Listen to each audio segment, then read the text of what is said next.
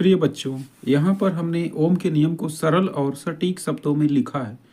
परीक्षा में इसे लिखने पर पूरे नंबर मिलेंगे। पहले इसको पढ़ते हैं, फिर समझाएंगे। किसी चालक के सिरों पर लगाया गया विभवांतर V उसमें प्रवाहित धारा I के समानुपाती होता है जब तक कि चालक की भौतिक अवस्थाएं ना बदलें, अर्थात V समानुपाती I, ये समानुपाती का चिन्ह है, या V बराबर KI। यहाँ के एक नियतांक है। अब हम समझते हैं कि समानुपाती राशियाँ क्या होती हैं, नियतांक क्या होता है। ओम ने यह बताया था कि अगर किसी चालक को हम लोग बैटरी से जोड़ दें, यानी उसके सिरों पर विभवांतर लगा दें, तब उसमें धारा बहने लगती है और बहने वाली यह धारा I क्या होती है, उस विभवांतर के समानुपाती होती है। यही लिखा है, अर्थात V समानुपाती I। अब हम लोग समझेंगे कि समानुपाती क्या होता है।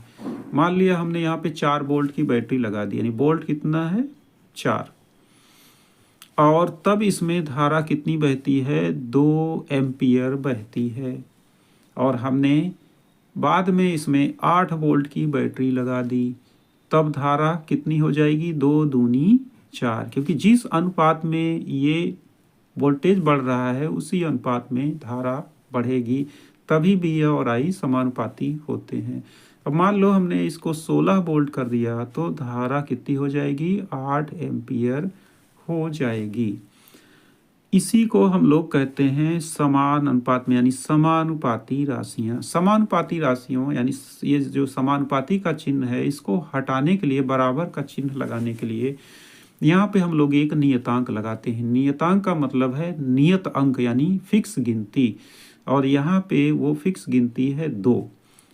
अब देखो 2 गुणे 2 4 हो गया, और इधर देखिए 2 गुणे 4 यानी 4 दूनी 8 हो गया। यहाँ पे हम लोग एक फिक्स गिनती 2 2 लगा रहे हैं, यहाँ पे भी एक फिक्स गिनती लगाएंगे तो 8 दूनी 16 हो जाएगा। अब यहाँ पे जो समानुपाती का चिन्ह है वो हट के बराबर का चिन्ह हो गया, एक नियत अंक यानी नियतांक लगाने पर। वही यहाँ पे है V समानुपाती I था, और यहाँ पे V बराबर KI दिखा दिया गया और लिखा गया कि यहाँ के एक नियतांक है। तो ओम ने यही लिखा था कि किसी चालक के सिरों पर लगाया गया विभवांतर V, यानी चालक के सिरों पर लगाया गया विभवांतर V उसमें बहने वाली धारा I के समानुपाती होता है। और अगर हम लोग बराबर का चिन्ह लगाते हैं तो V बराबर KI लिखेंगे, और लिखेंगे यहाँ K एक नियतांक है। ओम ने इस नियतांक को R कहा था और इसे V बराबर IR उन्होंने लिखा। फिलहाल हमें ओम का नियम पूछा जाए तो इतना ही लिखना है, ये तो हम समझाने के लिए आपको बता रहे हैं। V बराबर IR लिखा, जहाँ R चालक का प्रतिरोध होता है। इससे हम लोग सवाल लगाते हैं, और इस सूत्र को याद रखने के लिए वीर शब्द हमें याद रखना है, यानी VIR बराबर वीर। ओम ने यह भी कहा था कि यह तभी तक मान्य है जब तक कि चालक की भौतिक अवस्थाएं ना बदलें। भौतिक अवस्था का मतलब ये है कि चालक की मोटाई, लंबाई, चौड़ाई ये सब ना बदले और उसका ताप ना बदले, तभी तक ये नियम सत्य होता है, अर्थात V समानुपाती I होता है। आशा है बच्चों आपको ओम का नियम समझ में आ गया होगा। आपको परीक्षा में केवल इतना ही लिखना है। कभी कभी ओम के नियम के साथ ओम के नियम का सत्यापन भी पूछ लिया जाता है।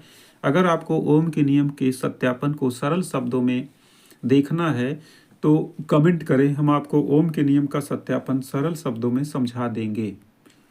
वीडियो पसंद आई हो तो इसे लाइक करें, चैनल को सब्सक्राइब अवश्य कर लें, जिससे आगे आपको और भी सरल शब्दों में अन्य प्रश्नों के उत्तर मिल सकें। वीडियो देखने के लिए धन्यवाद।